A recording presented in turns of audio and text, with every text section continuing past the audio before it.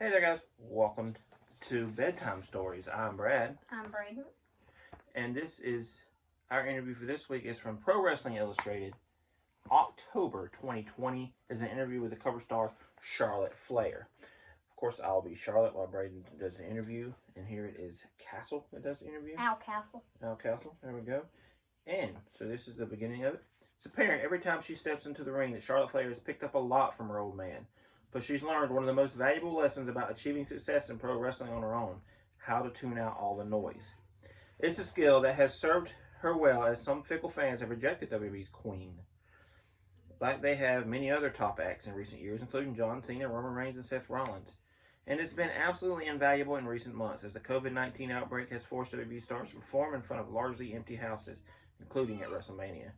While other wrestlers have been clearly thrown off by eerie silence that envelopes almost every WWE match these days, Flair has appeared unfazed, continuing to rack up great performances throughout the pandemic.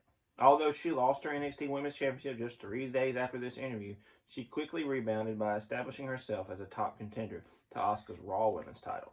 And after already cementing herself as one of the most successful female wrestlers in history, Flair has embraced another role in the sport, as one half of one of the most successful wrestling power couples in history, along with her boo Andrade, who has won titles on 3 different continents, with memorable reigns as WWE's United States and NXT champion.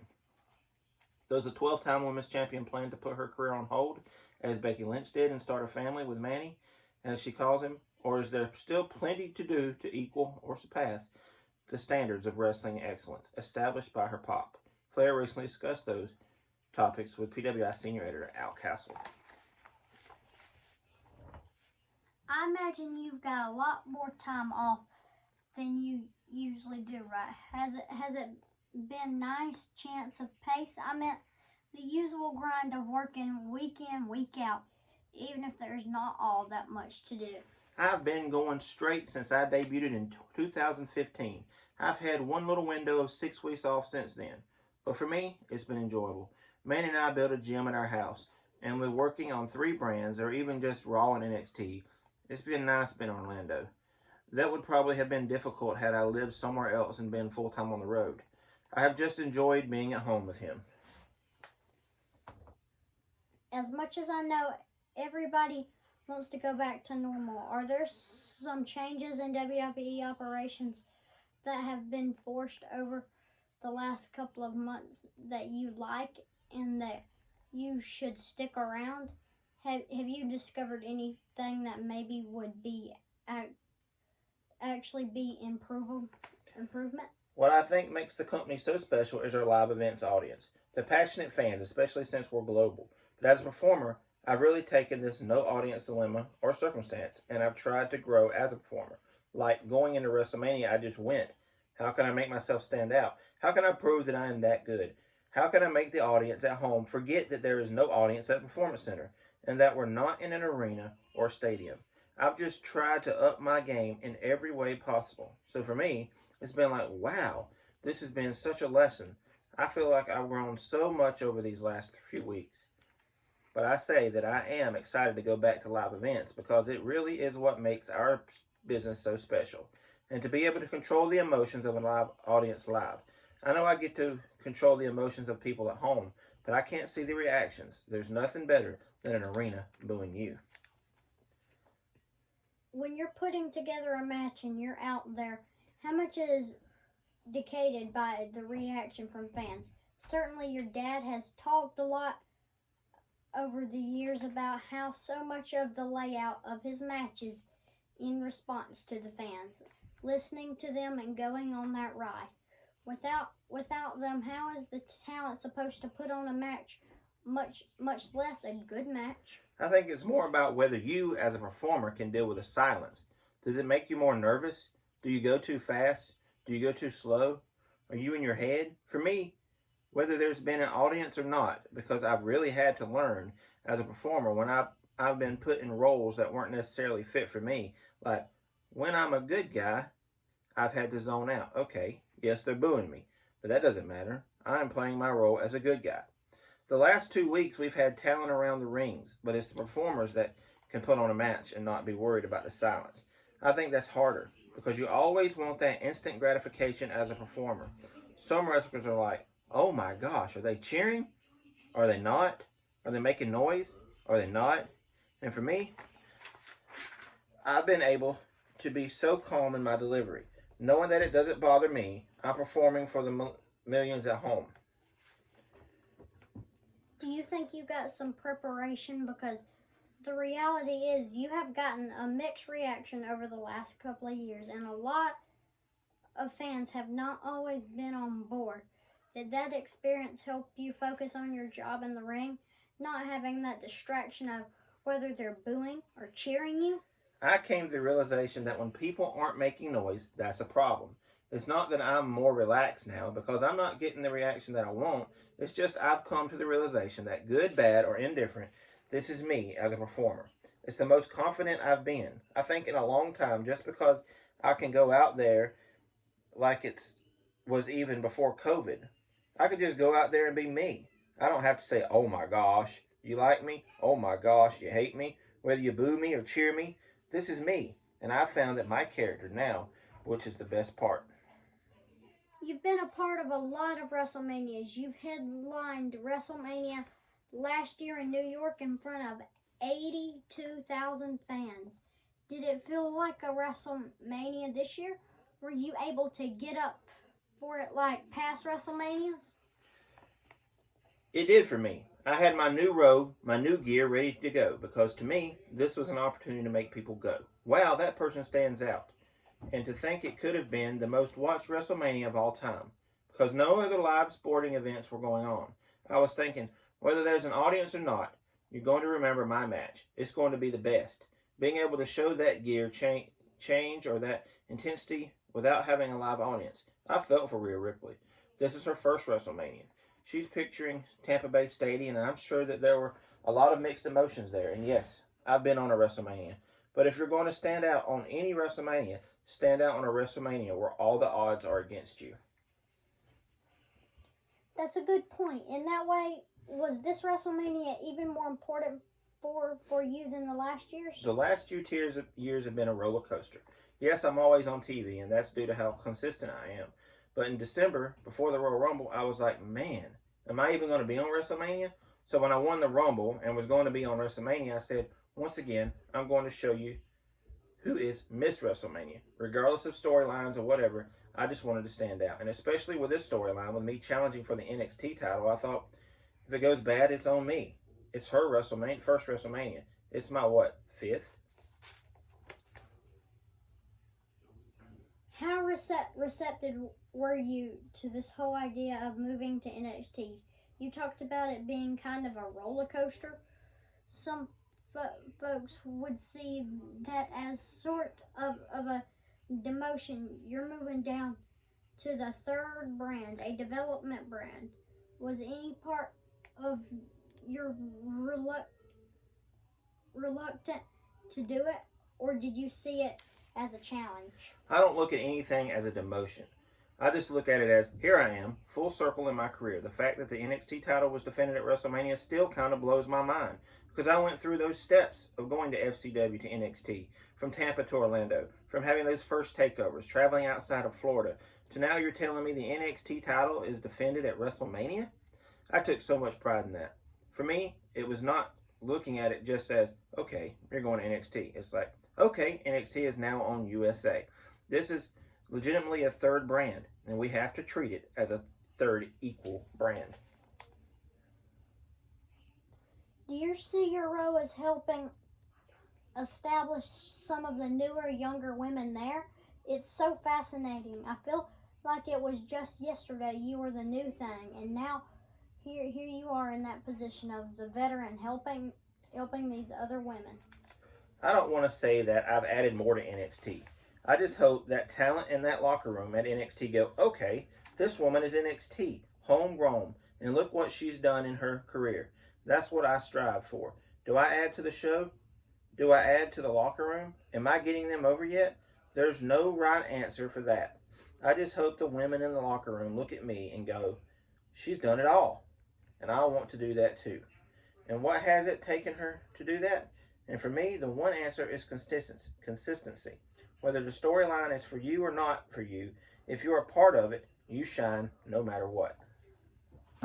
I know there are some terrific women in NXT, world traveled and very experienced, but there are also a lot of developmental talents that have a lot less experience than you, and a lot of women working on Raw and SmackDown.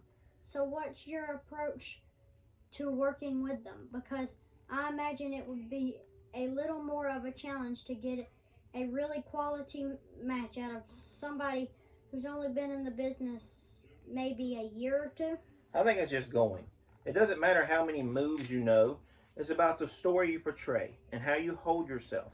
And if you learn anything in the ring with me, it's remember the story. Remember who you are as a character, because that's what really the audience connects with. They're not going to remember the 30,000th moonsault. They're going to remember, how did that person make me feel? How did that talent make me feel? When I am with someone who doesn't have as much experience, it's just remembering who they are and taking those moments in time. And it's more about that than, okay, how many moves are we going to do? Would you be up for doing some of those smaller shows that NXT typically runs when things go back to normal? Oh, absolutely. Those are the most fun, because you get so up close and personal with the audience, or lack of. I don't care if there's one person or 101,000 people. Like at WrestleMania 32, you'll get the same Charlotte no matter what. One of these conversations come out of this whole pandemic is reconsidering the role of live shows. There's been some speculation that maybe they don't come back, or they don't become as big a part of the business model as they have been before. What do you think of WWE becoming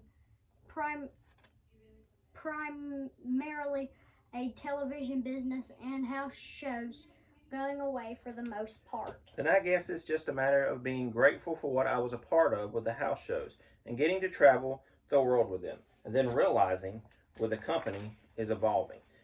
And you have to evolve as well. If it's more of a televised product, then I'm just as grateful to be able to do my craft in front of the audience at home.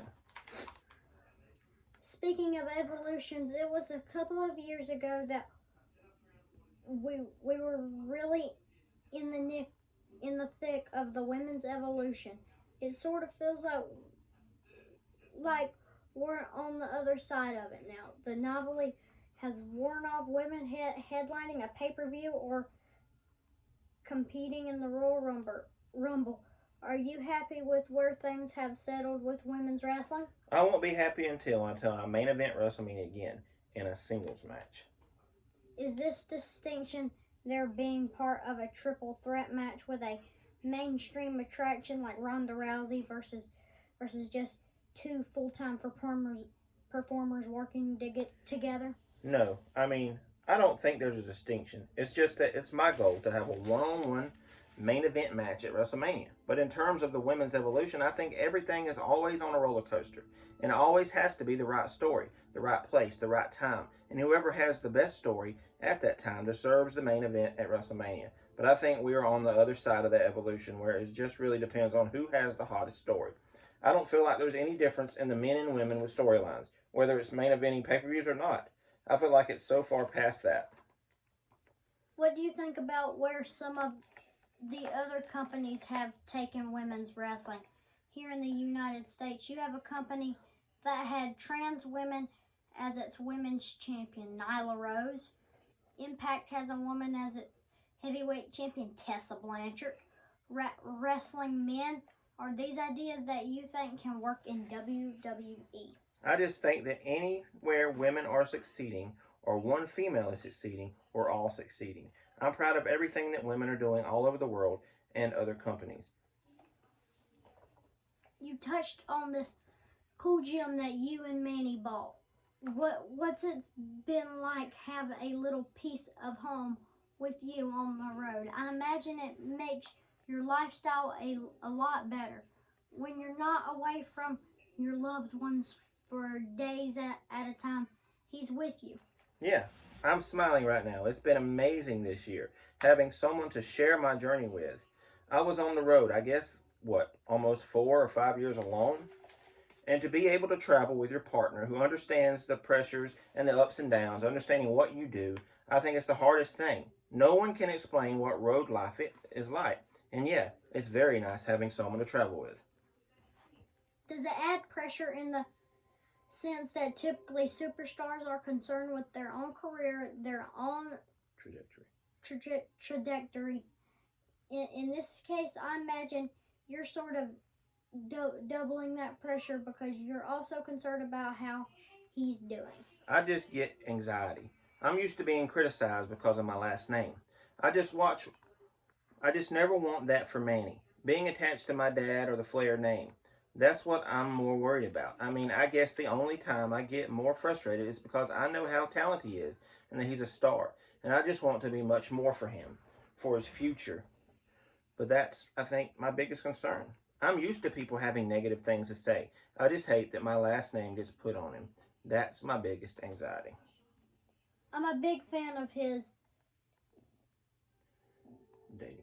dating back to that incredible match he had in NXT with Johnny Gargano. What do you see as his upside?